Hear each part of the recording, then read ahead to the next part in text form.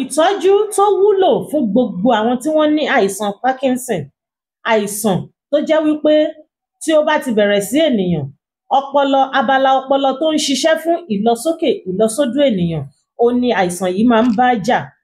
Tí kò bá wá rí àmójútó, ó máa ń peléke sí ni débi wípé á jà títí, á jà débi àwọn ìfun tó wà ní inú. Àìsàn tó ní agbára ni, ṣùgbọ́n ìṣẹ́ kìí dédé ṣẹ́. A sábà máa ń rí láàárín àwọn tó bá ti dàgbà tí wọ́n ti lé ní 60 sókè. Ní ìgbà mìíràn, ó máa ń yọjú sí ọmọ kékeré míì tí ò tíì ju bí 25-30 years lọ. Àìsàn tó nídìí àmójútó ni, tó nídìí nǹkan egbòogi téèyàn lè fi mójútó kó má bàa peléke sí. Bismillah. Bẹ́ẹ̀ ni ẹni tó bá dẹ̀ ń ṣe náà ó máa tẹra mọ́ yoga àbí therapist, ẹ ti understand nsìn. So egbòogi tá a máa lò fún mo máa kọ́ wa láàárọ̀ yìí. Àìsàn Parkinson yìí, ká tó wá sí Nàìjíríà, mo ti fi ṣe ìtọ́jú fún àìmọye àwọn òyìnbó torí àìsàn tó yẹ pé wọ́n believe pé kò ní solution ni, which is true torí pé ó ń wá láti inú brain. Ẹ̀yà kan, iṣẹ́ tí brain ṣe pọ̀, ẹ̀yà kan nínú pàtì brain tó máa ń jẹ́ kí movement ọkọ̀ òun ni problem fẹ́ bá. Tó bá dẹ̀ continue bẹ́ẹ̀ yẹn ó máa affect fún wọn gẹ́gẹ́ bí ìyàwó mi ṣe sọ, ó ń affect egungun wọn, ó ń affect ojú wọn, ó ń affect láti rórun sùn, àwọn ìrora lóríṣiríṣi, ó máa ń mú làákàyè wọn, ó máa tún deform. Ẹ ti understand? So màá kọ́ wa ní nǹkan tá a lè lò, ṣùgbọ́n full package ẹ̀ wà. Ẹnìkan ló béèrè látijọ́ tèmi ti dé Nàìjíríà, wọn ò béèrè, ó mú fi ní kí n sọ̀rọ̀ nípa ẹ̀. So ẹnìkan ló béèrè, màá wá kọ́ wa ní nǹkan tí wọ́n lè lọ ṣe.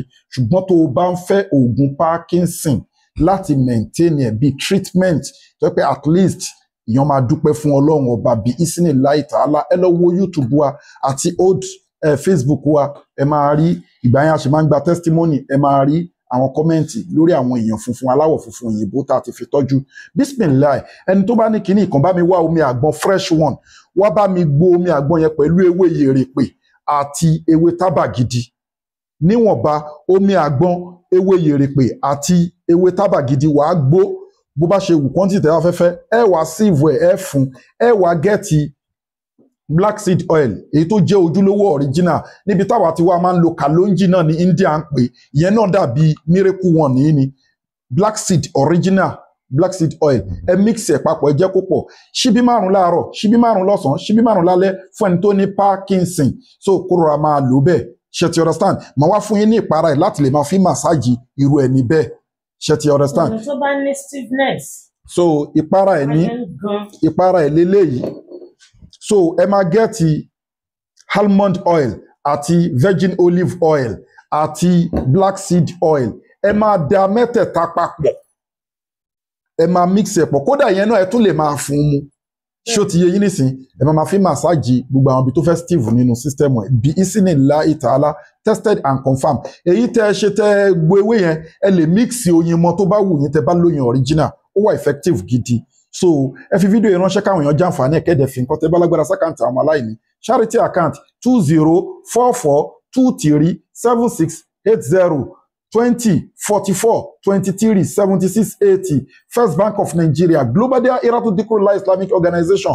Ẹ kọlù fún full package èyíkéyìí àìsàn tó bá wù kó dojú kẹ̀dá bí Isinillahi Ta'ala. Iṣẹ́ tí wọ́n bí wa sínú ẹ̀ ní akẹ́kọ̀ọ́ ní India, akọ́ ní China, akọ́ ní Arab country, akọ́ káàkiri ní Nàìjíríà wa ìgbóná akọ́ káàkiri àpáàtì kan bí wa sínú ẹ̀ tá a dẹ̀ dúpẹ́ fọ́lọ́run ọba. Ẹ pè wá lórí +234 810 913 1425. Ẹ WhatsApp wa lórí +234 810 913 1425. A wà ní Abraham Adesanya, Lekki Àjẹ́ Etí Ọ̀sà Lagos. Bismillah Ta'ala. Anywhere tó bá wù kẹ́ wà, a máa deliver fún yín. Customer ló máa sanwó delivery lórí èyíkéyìí obìnrin tó ń wojú Ọlọ́run ọba fọ́mọ, ọkùnrin tí ò lè perform déédéé mọ́, ẹni tó ní cancer, tó ní diabetics, hepatitis, gbogbo èyíkéyìí nínú àìsàn, ẹ contact wa sí. Ẹni tó bá tọ́jà erùpẹ̀ yóò gbowó òkúta. Tó bá ní nǹkan tá a mọ̀, àwa máa sọ pé àmì lè after all alhamdulillahi because kulli da'i lahu dawa'u falitatlibu dawa'u lidayyikun falatatlibu ubi arab. Tíyàn ò bá mọ̀ ni kíyàn sọ fásitì àlọ́ àlà díkírí in kuntum la ta'lamun. Nǹkan tó bá ní mọ̀ nípa ìyá lọ béèrè ni, kò sáìsàn tọ́lọ́run dá tí ò sí kíni o, tí ò sí ìwòsàn fún. kódà ẹ̀kọ́ ń bẹ lórí àwọn egbòogi míì tó yẹ pé gbogbo egbòogi kọ́ ló ń ṣiṣẹ́ fún gbogbo èèyàn á ṣiṣẹ́ fẹ́lẹ̀ kò ní ṣiṣẹ́ fẹ́lẹ̀ àwọn egbòogi kan dẹ̀ wà náà tó yẹ pé gbogbo ẹ̀dá ló ń ṣiṣẹ́ fún so ẹ̀kọ́ tún wà ń bẹ yẹn alhamdulilayi ẹ fi fídíò ìránṣẹ́ káwọn èèyàn jàǹfààní ẹ̀ inna li zata lillahi jami'a gbogbo agbára ọlọ́run ọba lónìí má sálàmù wa ilà lè